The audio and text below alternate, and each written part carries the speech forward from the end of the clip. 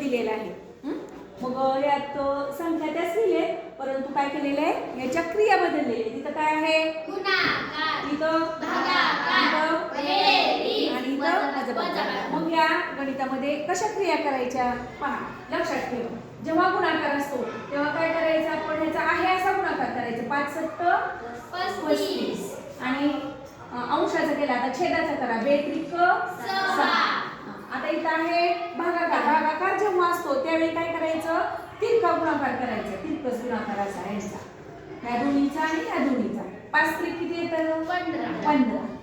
अंशाला लिहिले. बेसाठी किती येत आहे, 14. बरोबर. आता इथं बेरीज आहे, इथं पण तिरकस गुणाकार करायचा, पण तो इथं लिहायचा नाही, तो इथं लिहायचा. बघा कसा करायचा.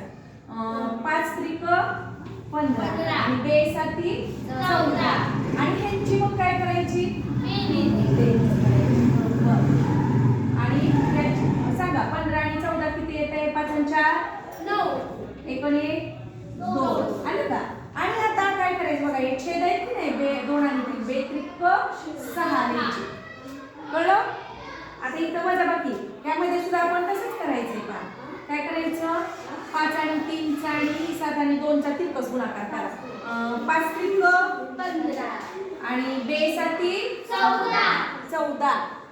मग इथं कसलं चिन्ह आहे, इथं कसलं चिन्ह आहे, वजाबाकी. 15 तून 14 गेला, 15 तून 14 गेले, 1 राहिला आणि 2 त्रिक 6.